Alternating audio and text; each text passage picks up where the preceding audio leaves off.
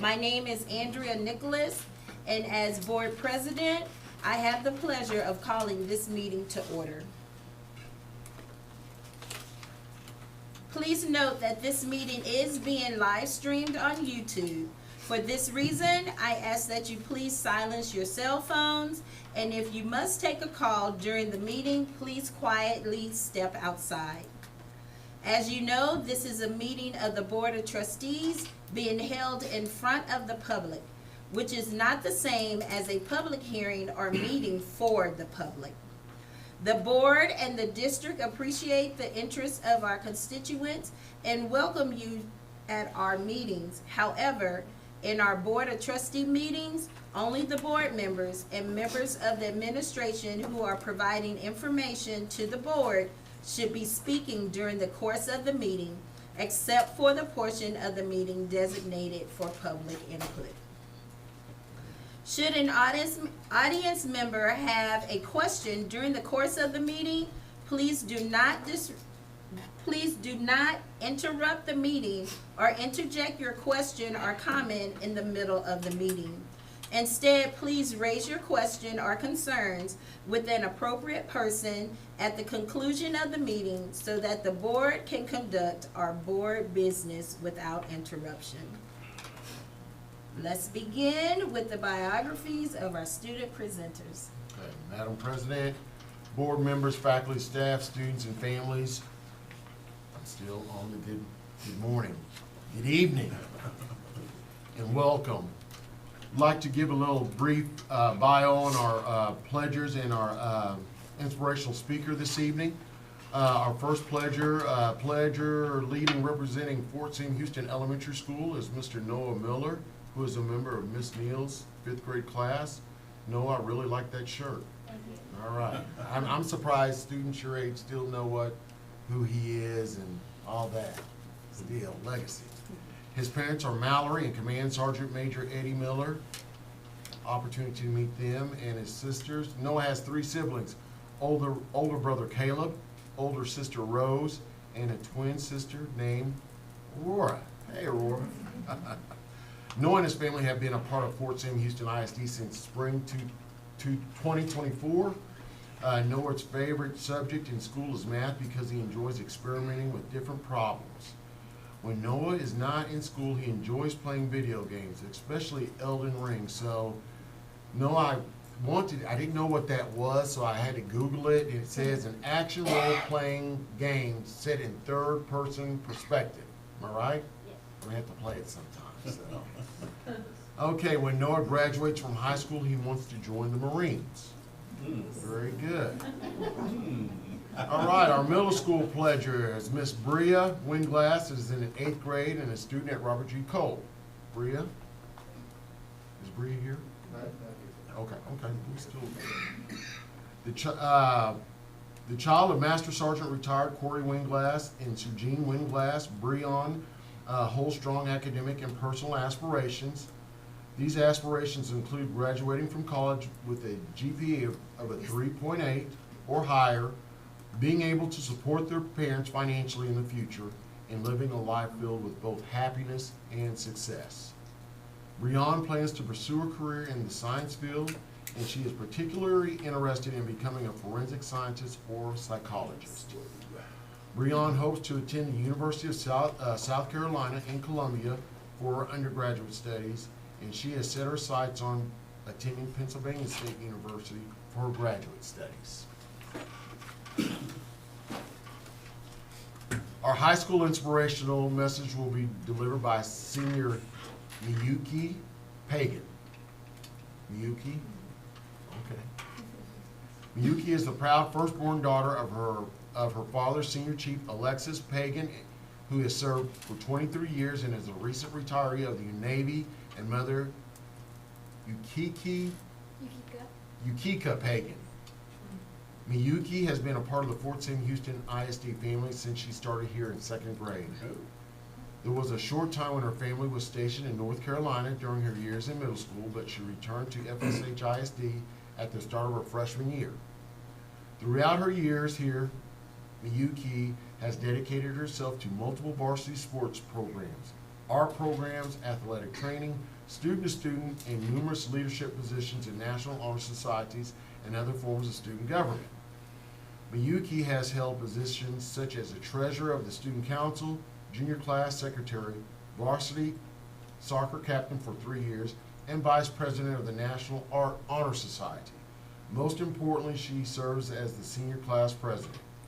Miyuki notes that her participation in student government from all the way back to the elementary school. These opportunities is presented to her at such a young age and what has shaped her into the leader she is today. And her father and I and Miyuki were kind of talking about this, her aspirations and where she's wanting to go to school.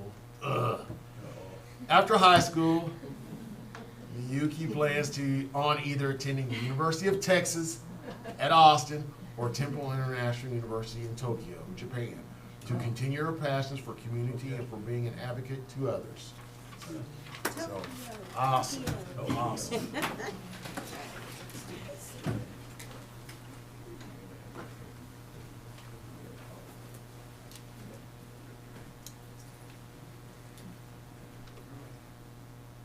Pledge allegiance to the flag of the United States of America and to the republic for which it stands, one nation, under God, indivisible, with liberty and justice for all. Under the Texas flag, I pledge allegiance to thee, Texas, one state, under God, one and indivisible. Thank you, sir.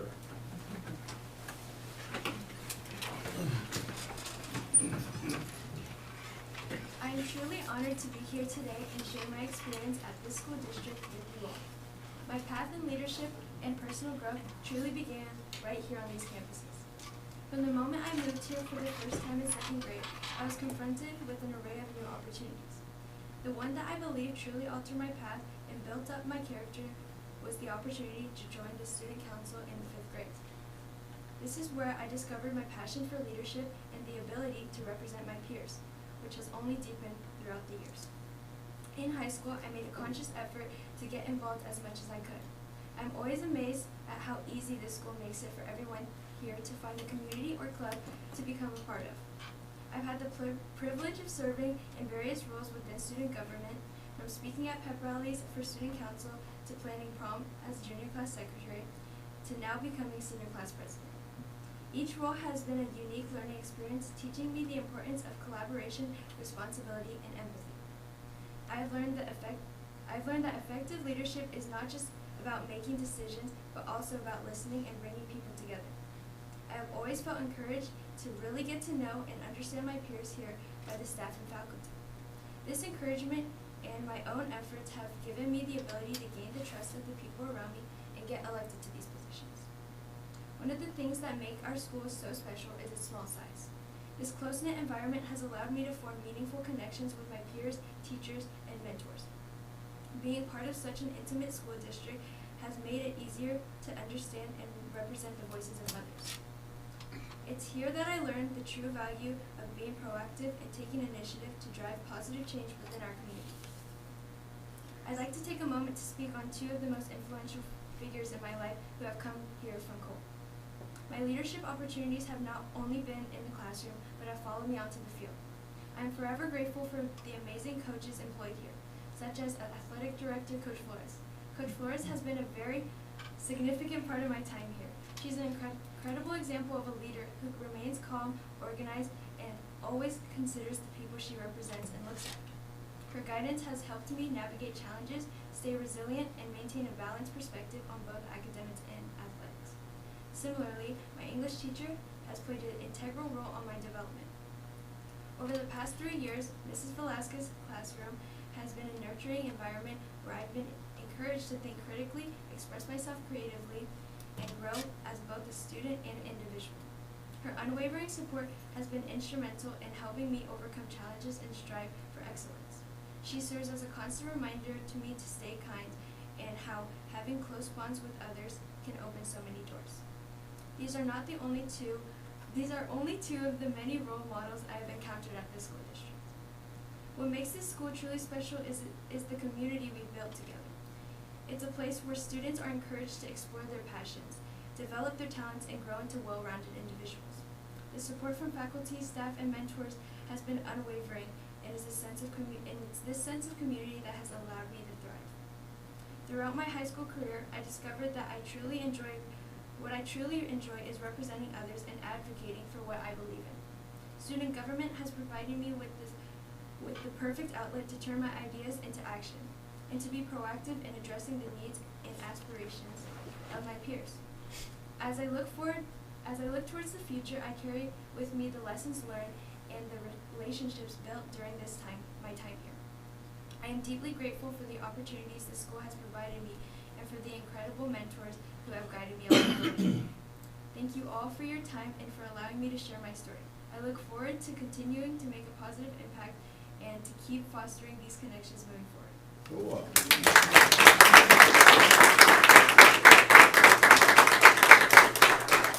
Thank you to, go ahead, I'm sorry.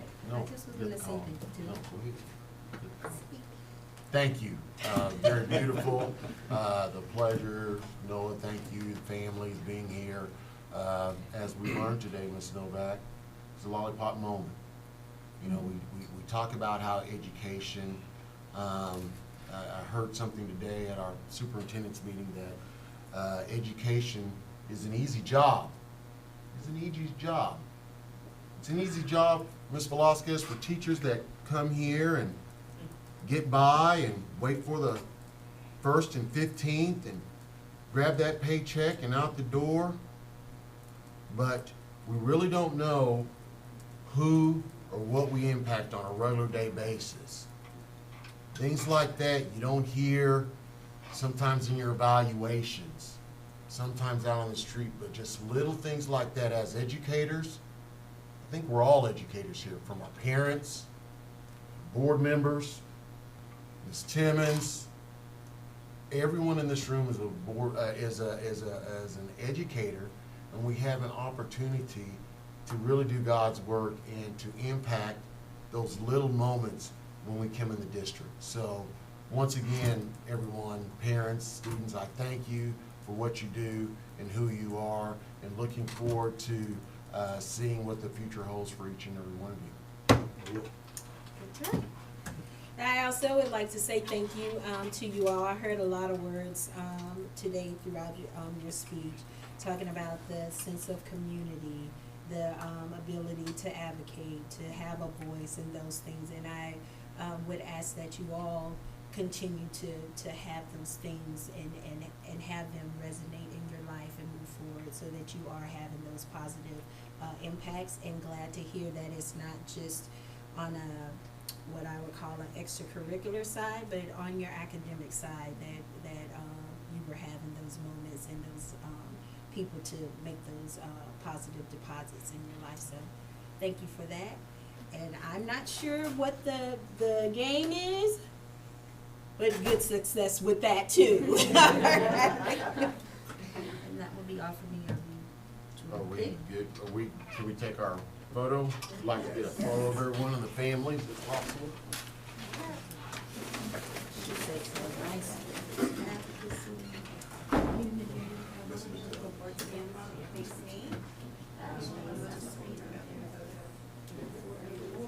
You're fine.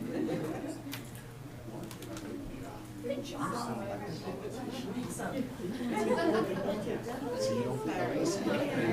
I do. Listen to those moments. Really?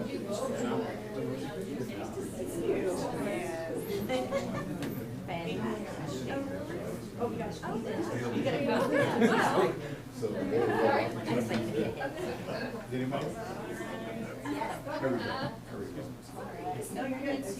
Ms. Velasquez, I'd like you, no.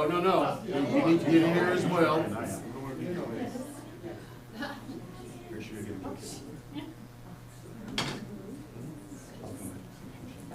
Yeah, there we go. All right.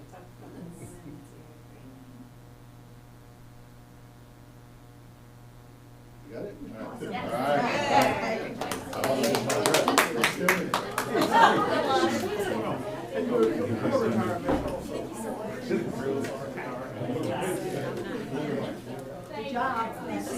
softball field, okay?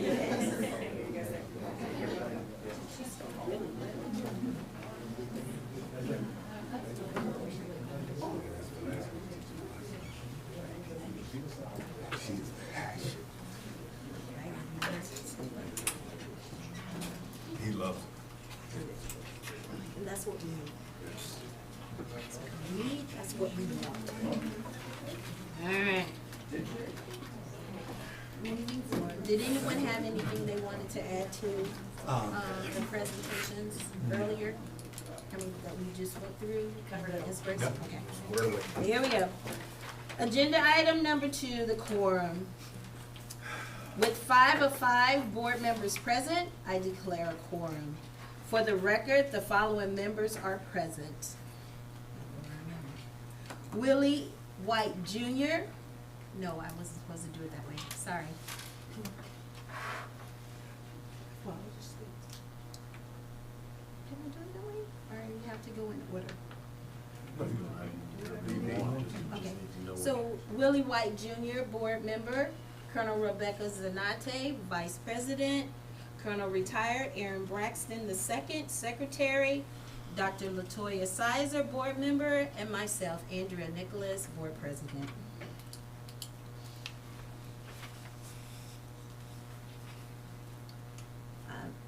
We did not have anyone sign up for public comment. So we will proceed to the next agenda item. Agenda item number 4, achievements and special recognitions. School Board Appreciation Month. Thank you, Madam President, board members. Again, as you know, every year the state of Texas celebrates board members for the countless hours that y'all put in and the tireless work that y'all do, not only at your regular jobs, but coming in and on a volunteer basis, give your time and heart to serve our students here at Fort Sam. And so for myself, from our cabinet members, we just want to say thank you for all that you do. We're not perfect from any means, but we try to do our best to do what's best in policy and do right by all our military students. And sometimes that may go against the grain, but we do what we can do to serve all of our students. So thank you for all that you do. Thank you. Thank you.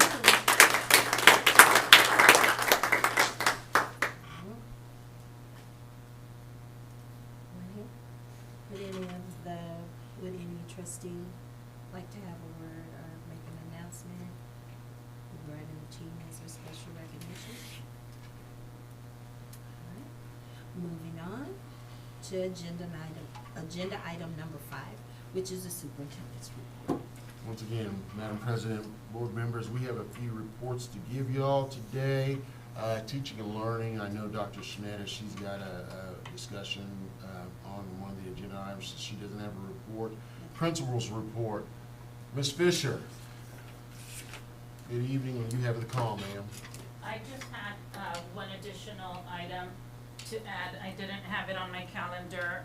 It was something that we had decided to add. So we're going back to celebrating our kids' achievements. It used to be done every 9 weeks, and so we're starting slow to see how we can get the flow going. But we're going to have our semester awards. We're starting with pre-K on the 28th, kinder through 2nd on the 29th, and then on the 30th we're doing 3rd through 5th. This month? This month. So, and that's just to be able to recognize their perfect attendance, achievement, A honor roll, AB honor roll, and then kids with good citizenship. So. Oh. At what Yes. time? And pardon me? At what time? They'll be in the morning and in the afternoon. They'll be added to the district calendar tomorrow. We had to get that schedule going to be able to add it, but we wanted to make sure that we did it with at least a week's notice so that our parents could ask for time off if needed. But we are really excited to start showcasing our students. I think it's important, right? Because they achieve, you give them something that shows the achievement, they want to continue to do it, and PTO is on board and supporting by providing them a treat. So that was the addition that we had to add. Thank you. Thank you. So what will be the occurrence of it again, once you get started? So right now, it's gonna be by semester, By the semester, and next right. week we wanna start doing it at the 9 weeks. And that's what we're doing. Got it. Which is what we had before. No, I think that's a great idea. Yes, Absolutely. yes. That's all I have to say. All right, thank you. Thank you. Thank you. Got off easy. Dr. Cerna. And Dr. Cerna will also be giving Coach Norman's report. Coach Norman is actually coaching tennis as we speak right now. so. I got both of those. All right, good evening to everyone. Well, good evening. Happy Appreciation Month. I get the whole month, but it seems like we just do it on one day. But we really do appreciate everything you do throughout the year. Makes a big deal, just being aware, being present, and then acknowledging all the work our teachers did. Like I know Miyuki did it, but you also acknowledged the work that Oscars does. That carries a lot, so we appreciate you guys' support. All right, so I'm gonna go through some dates and a quick announcement, and then I'll get into athletics right after. Tracking. All right, so January 16th, we already had this. This was the LCDC banquet. We had it here at the community center. It used to be at the cafeteria. Program's grown, so we moved it to the community center, which is where we have our JROTC military ball. So it was a fun event. The fun part's when the DJ starts the music and the kids get out there. You were there. But it's a fun part of that program, and it just helps them understand top-level etiquette, top-level respect, and we want them to carry that with them. January 28th, we are doing high school pre-registration and graduation requirements parent night.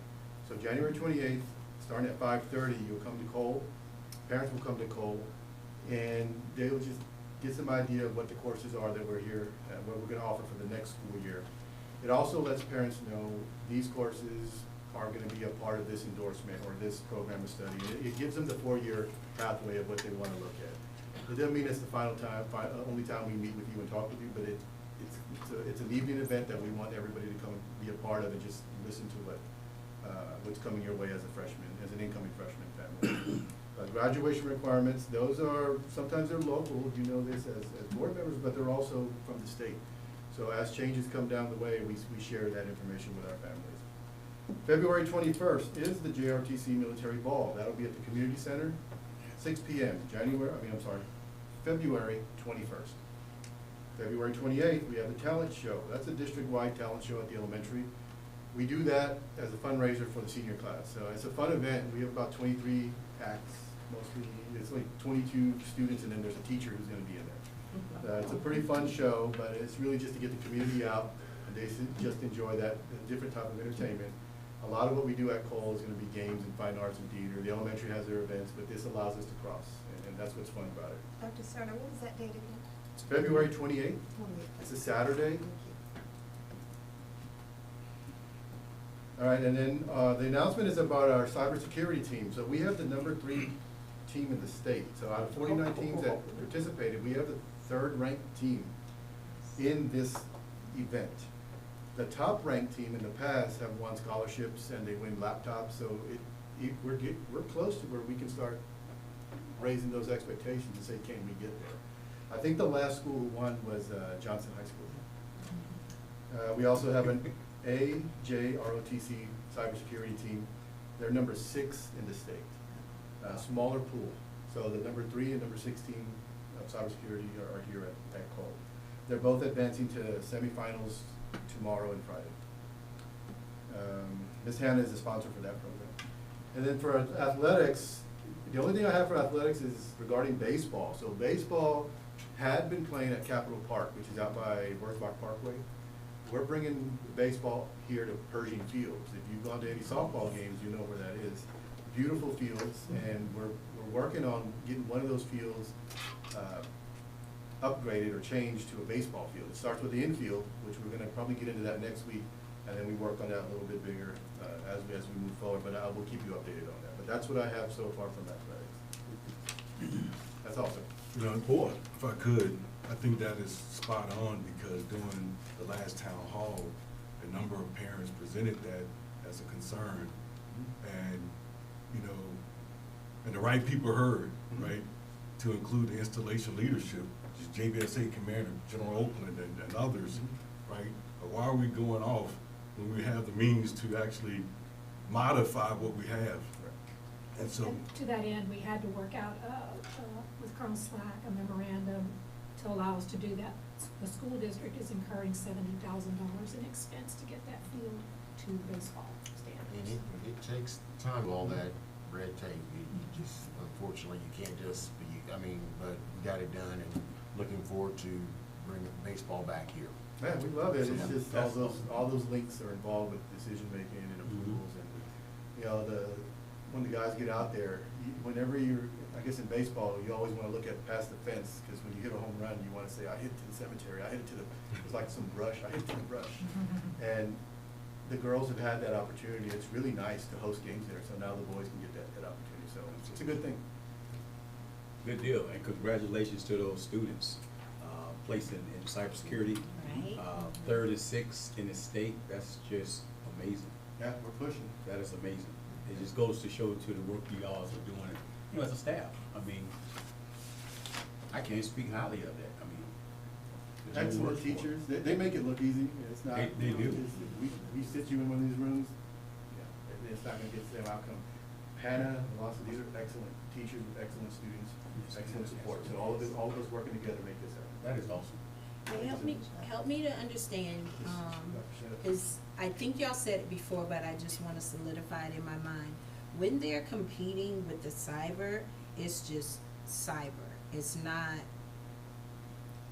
like, how we're 3A, 2A, 4A. There's no- It's there's no just everybody classification. is cyber, Yes. so you could be competing against 5A, 6A, Yeah. or whatever, okay, Yeah, we were second last year, and there's no classification for it. okay. The top school when they go to nationals, it's a paid competition up in Maryland. So we're one space from that, no, we're two spaces this year from that, but it's not by classification at all. Everybody competes with everybody. Okay, thank It's you. the same as a job field, that's what we're prepping them for. Cool. All right, guys, thank you. Thank you. So, I didn't have anything. Ms. Novak? The Department of Defense is conducting its public schools on military installations assessments of our facilities. These assessments began in 2010, another one was conducted in 2017. Their field work for this review will be completed by the end of this week, and then we should get a report in about a month from them. Design work is continuing for the renovation of the elementary school playground. Meetings have been held with the campus committee to review the proposed replacement equipment, and a final design is expected within the next few weeks. Our plan is to bring the design to the February 18th meeting for board review. And the equipment installation will need to order by March 1st to ensure that it will be installed this summer and ready for the kids in August. Thank you, ma'am. So the DOD assessment, military base, what is that? What role do we play in that? What role do our district play in that? They just come and look at our buildings. They started in 2010 due to some issues at a military base in another state. Right. And so they now go everywhere looking at facilities. We get an assessment of what condition our buildings are in, and then all of the public schools and military installations are assessed, a rating, if you will. Okay. There are then some funds allocated, so if a district is in need of facility improvements, those funds based on the allocation, based on the need, are available to school districts. Our buildings are in good shape, we take care of them, so even though we have some needs, there are schools in far worse condition than ours, so that they get the money, and by the time they would get to a district like ours, so for example, one of the things that's gonna be noted, and we're aware of it, the roof on this building needs to be replaced. We're aware of that, and we're working on that. So that'll be noted in the report, but again, our facilities are in good shape, so that whatever money may be allocated to these public school districts, it'll be taken by the districts that are in far worse condition than ours. Good deal. Great. Thank you. Any other questions? Technology didn't have anything. And Madam President, board members, that's my report for the month of January. Thank you.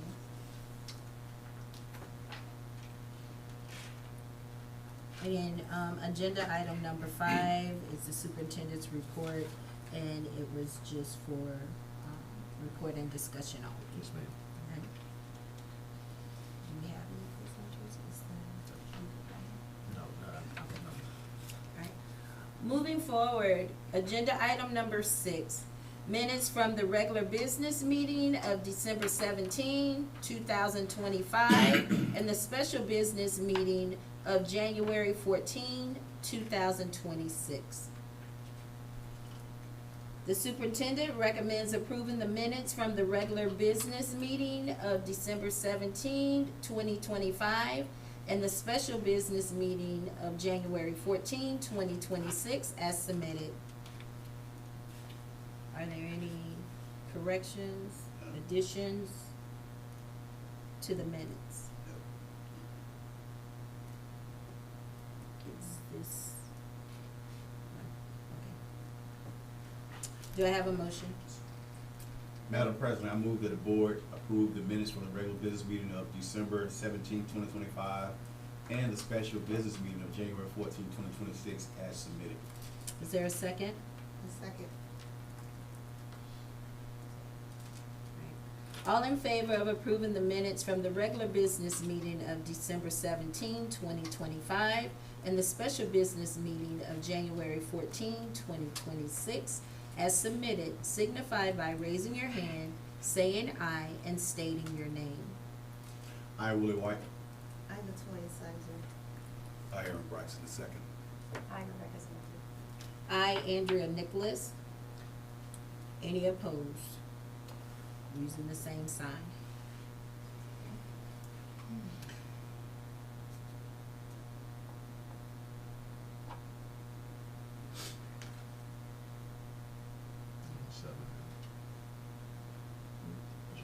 It has been moved and second.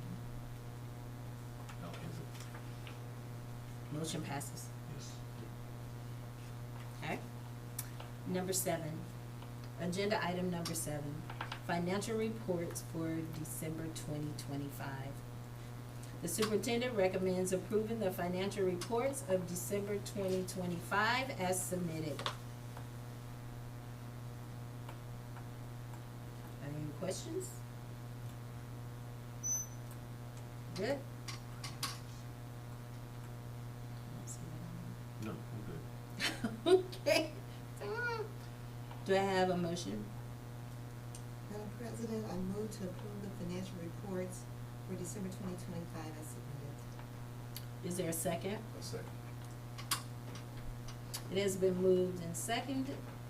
All in favor of approving the financial report of December 2025 as submitted, signify by raising your hand, saying aye, and stating your name. I'm Latoya Sizer. I, Aaron Bryson, the second. I, Willie White. I, Rebecca Smith. I, Andrea Nicholas. Any opposed? Have to ask. Hearing none, the motion passes. Agenda item number 8, financial auditing firm for the 2025-2026 fiscal year. The superintendent recommends approving the financial auditing firm for the 2025-2026 fiscal year as submitted. Are there any questions? Do I have a motion? Madam President, I recommend the board approve the financial audit firm for the 2025-2026 fiscal year as submitted. Is there a second?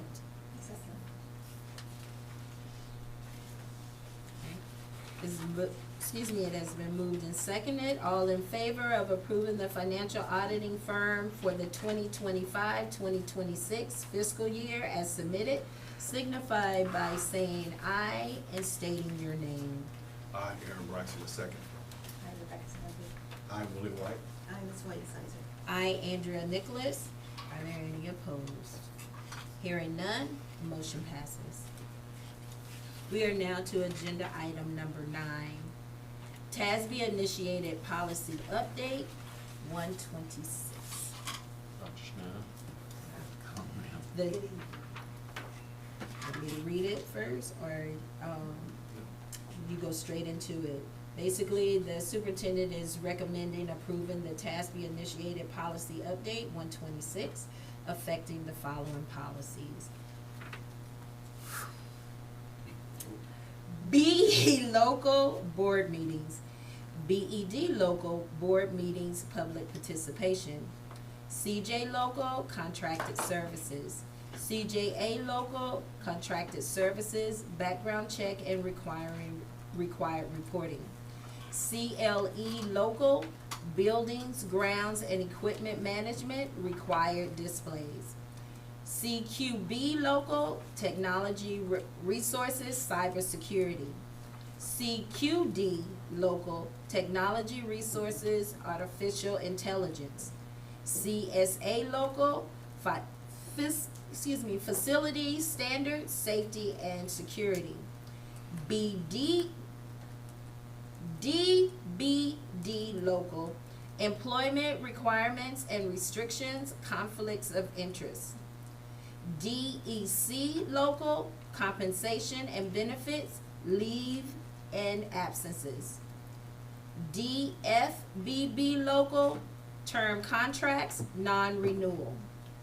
DH local employee standards of conduct. EEP local instructional arrangements, lesson plans. EFA local instructional resources, instructional material. EHBAF local special education, video, audio monitoring. EIA local academic achievement, grading progress, reports to parents. FA local parent rights and responsibilities. FEF local attendance, release time.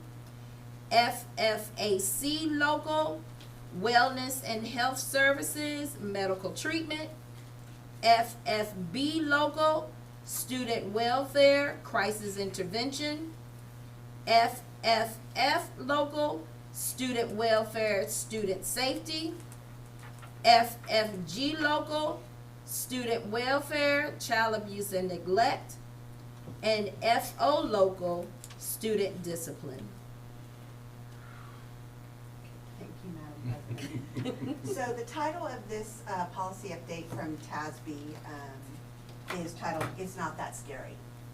And so, but I will tell you, for me, it took a long time to go through this because the 89th legislative session resulted in more than 200 new laws affecting Texas public schools.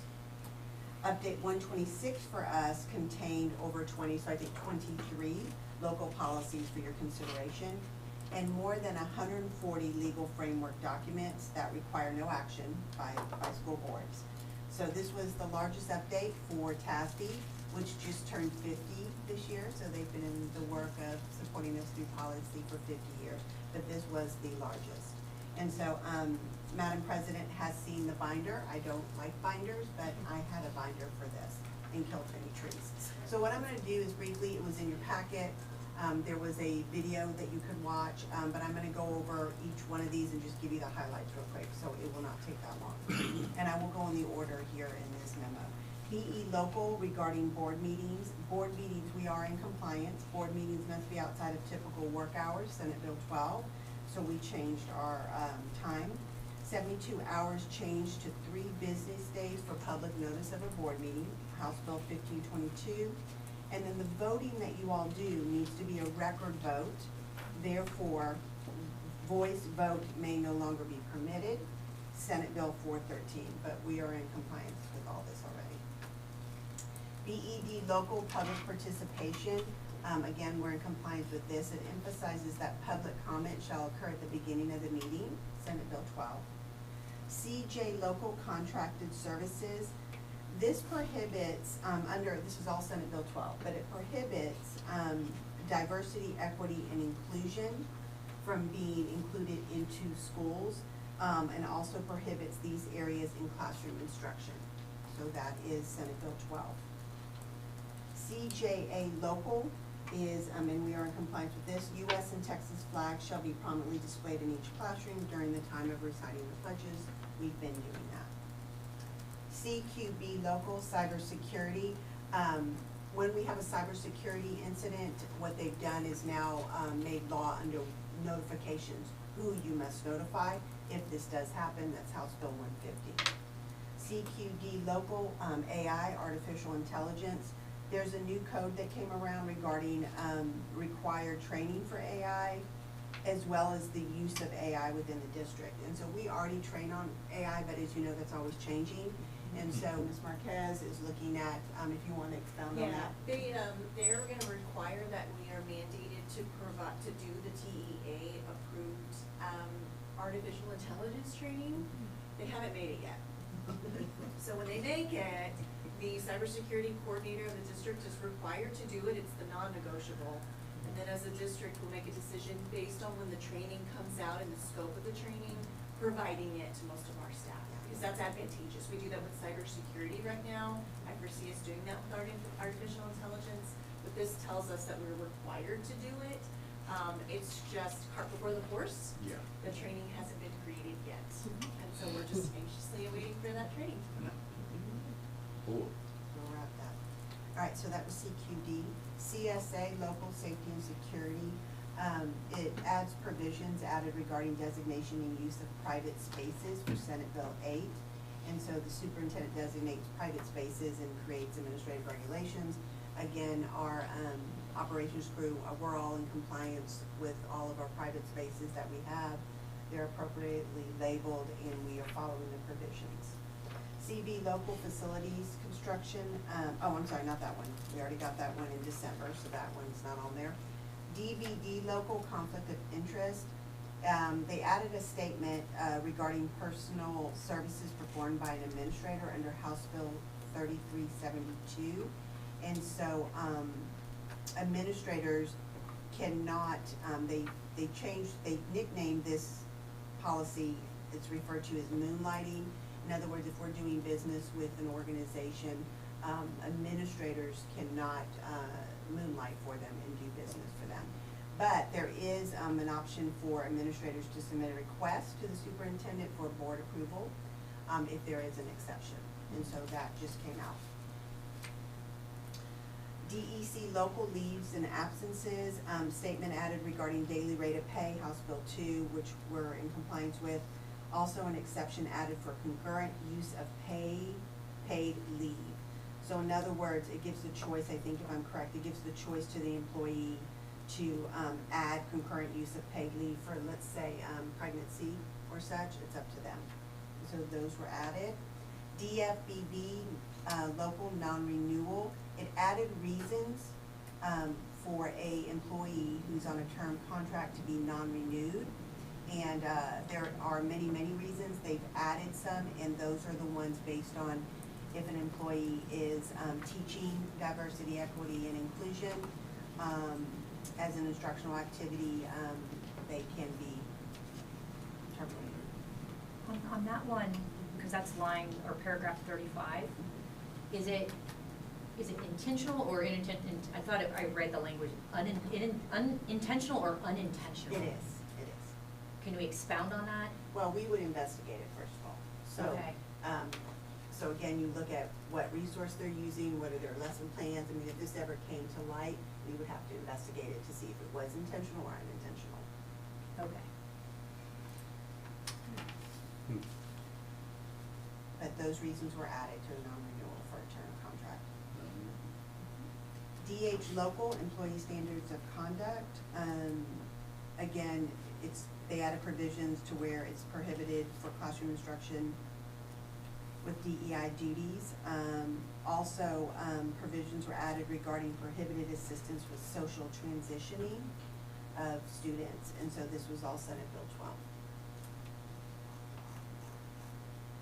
EEP local lesson plans. There's a new code that came out regarding posting of instructional plans in course syllabi. And so what happens is we have web pages, teachers have web pages, and the administrators are responsible for monitoring those. And so what we decided to do was, you know, the day where you go to class and the teacher will give you a course syllabus. So we just post our instructional plans and course syllabi on those web pages. So they're always accessible. And so that was a new code saying that you must require to post them. So we have started doing that, and the administrators monitor that.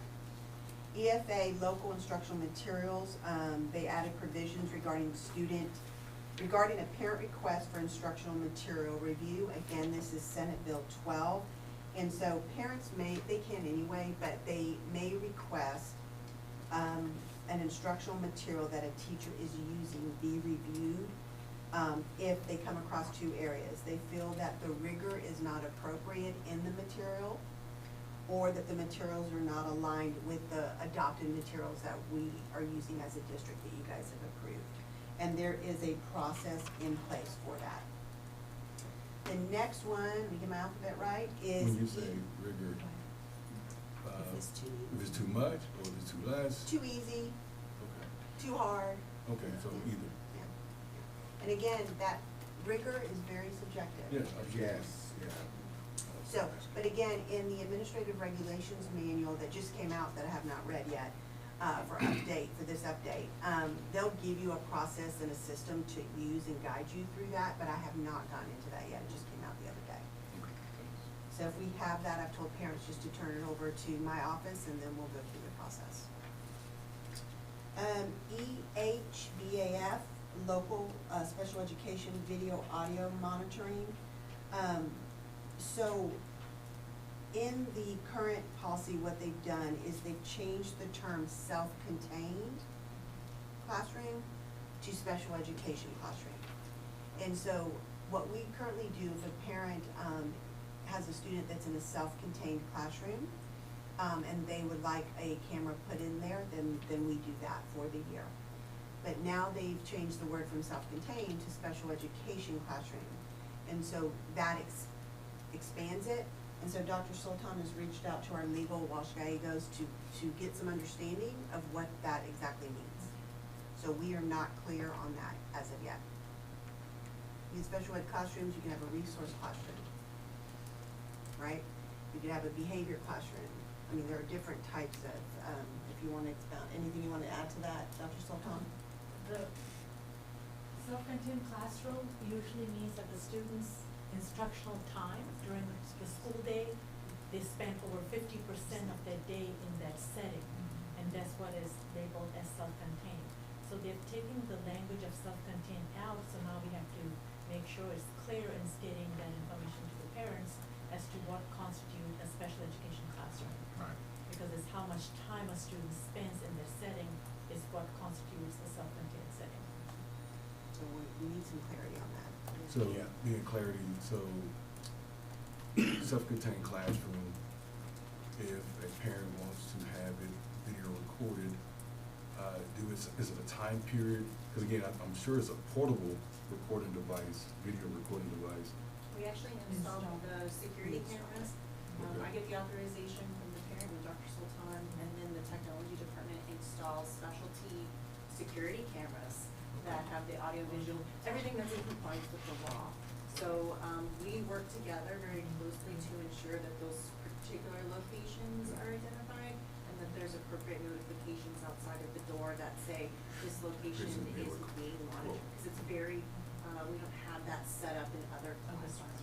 So I'm sorry, Dr. Sultan, you want to add to No, that? you're right, and that's it. We have to make sure that that is communicated to the staff that is working in the classroom, and we have to notify via email to all the parents of the students who are also housed and receiving services in their setting. And we have, like Ms. Marcus said, we have to notify at the front door that there's active audio recording and videotaping taking place. So Dr. Sultan, so what happens is, so you can have 3 students in the classroom, 5 or 1, right? Yes, sir. So what happens if you have 5 kids in the classroom and a parent is against you recording? I mean, what do we do? The law says if a parent requests, then you have to comply with the law. It So gives if them the one right. requests and the other 3 don't, you still have to have it? Yes, sir. You still have to comply with the request. And we have to notify all parents of the students receiving services in that setting. So if the definition for special education classrooms expands outside of what you have What been is classifying as the self-contained, Yes. what does that mean? Like, how many additional classrooms could then be included under this policy? So your special ed classroom could be a classroom where speech services are being provided. There's also special education. Your classroom where they receive dyslexia services can also constitute a special education classroom. So it's become a more broader, Right. than it was of a self-contained. Self-contained is less classrooms. Now, we're looking at any classroom that has a student receiving special education service. Okay. Yes. And when do we expect to hear that? As soon as I hear, Haven't from heard what back yet, guidance. which means they probably didn't know and they're looking into it. Because So it's on so this, new. on this policy then, tonight, we won't vote to accept that one, right, until we get clarification? Well, Or will so- will affect the language of the policy? Okay, so that's the law, and Mhm. so we have, it's local policy, and so that's the law, so right now, we cannot change that. Okay. So we have to move forward, but again, whatever the law is, we're gonna comply with. Oh, absolutely. I just didn't know if it expands or what we designate in the policy, or do we need to? No, it won't allow, I mean, right now with that, TASB's telling me, you need clarity, so consult your legal, is TASB still looking into it? But they said to be in compliance with the law, The language, okay. the language is the language, until they change the law.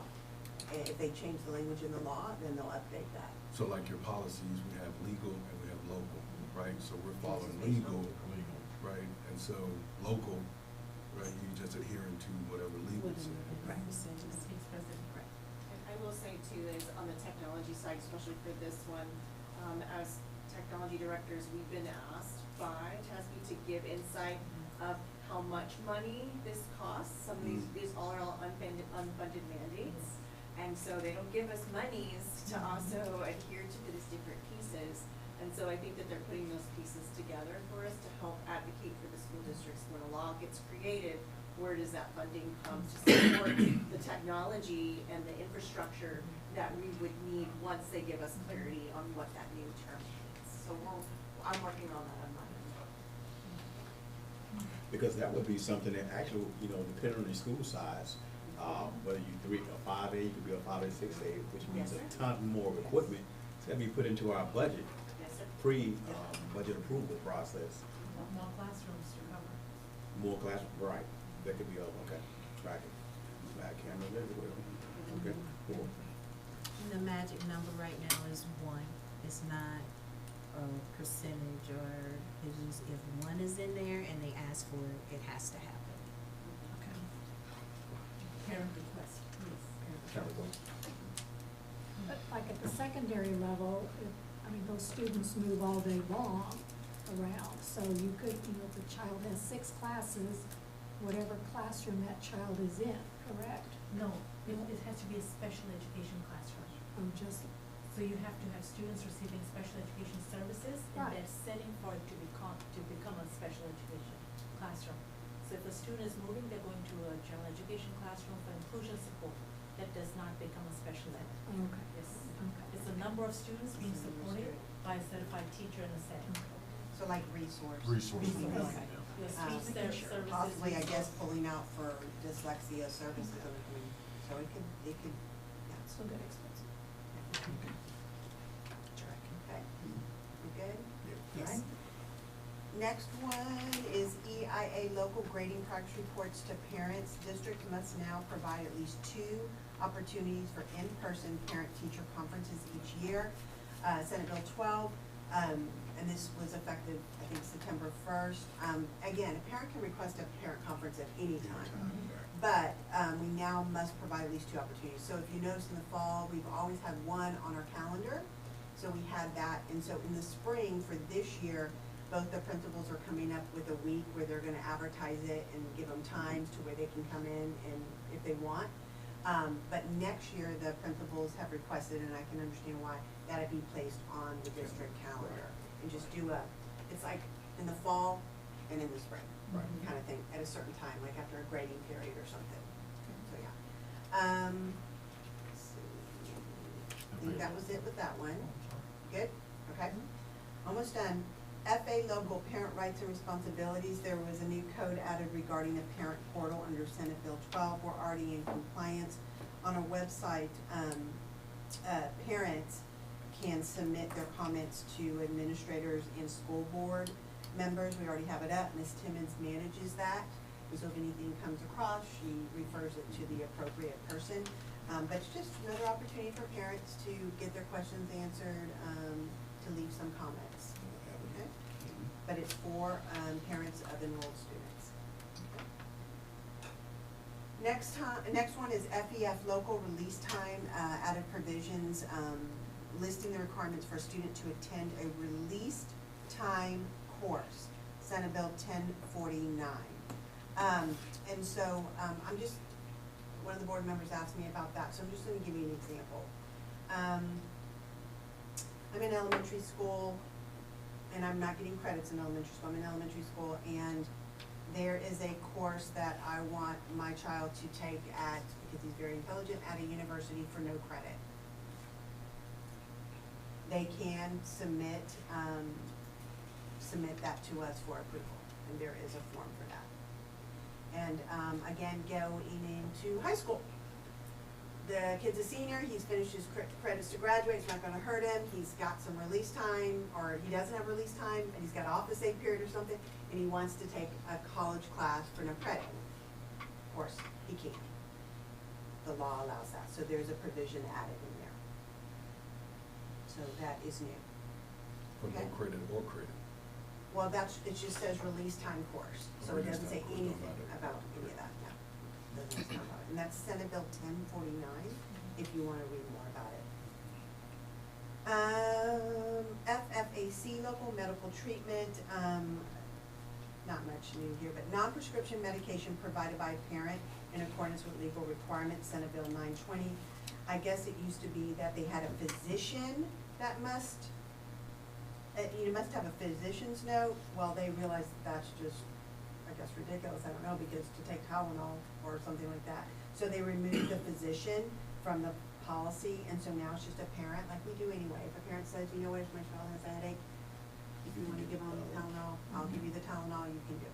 So that's really not much new there. And epinephrine, I had to practice that a couple of times. There is new delivery system options for that under Senate Bill 1619. So the delivery options for this was expanded because there's now a nasal spray option. I've learned so much.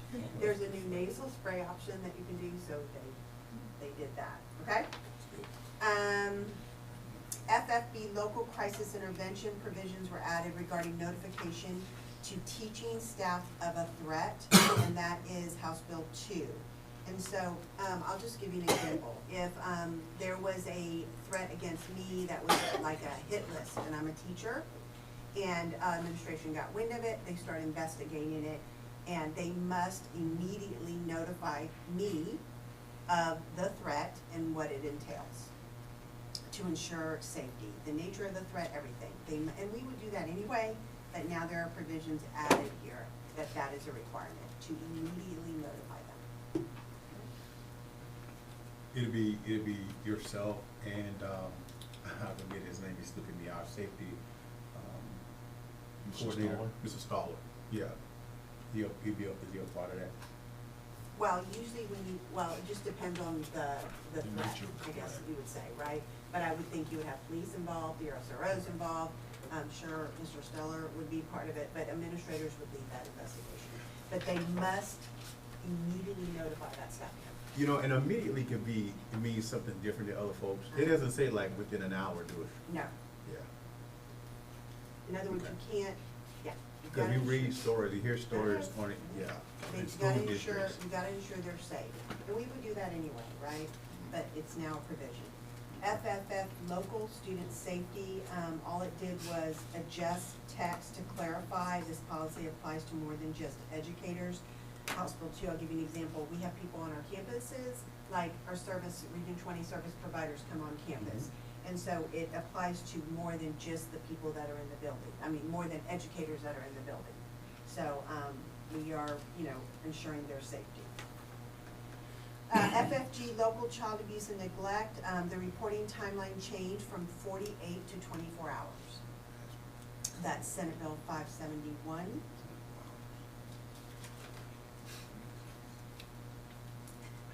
The last one.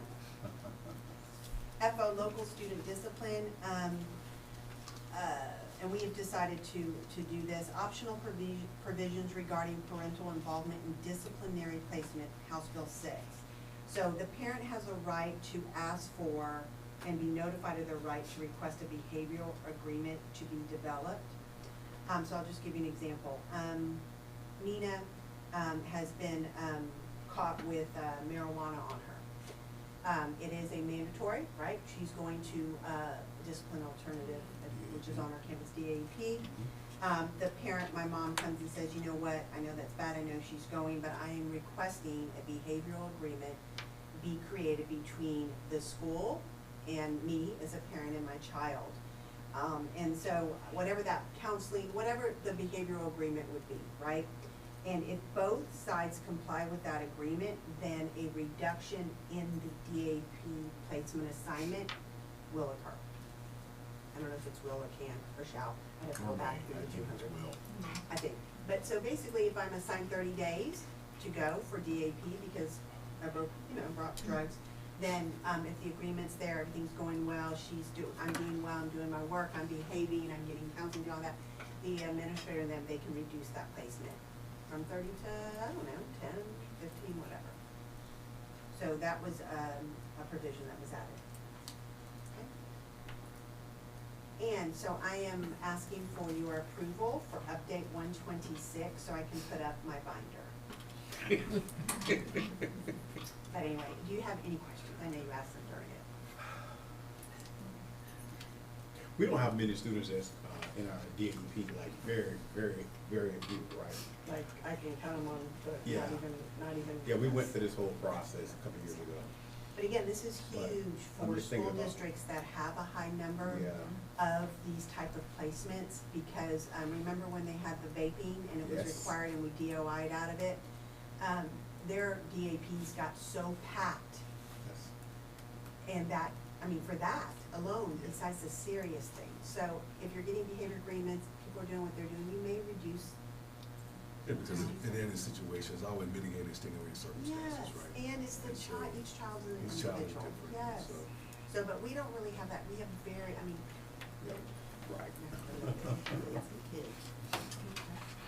So really, the only thing that we need clarity on is that special education one, about the video and the recording. We're working on that, and as soon as we know, we will inform you guys, so you know. And in the meantime, we are basically conforming, we are in compliance and doing what the legal part has asked us to do. Correct? Yes, ma'am. Okay. Any questions? You have it? I'm good. Okay. Thank you. Hearing none, is there a motion? Madam President, I motion to approve the TASB-initiated policy update 126, affecting the following local policies as presented. Is there a second? A second.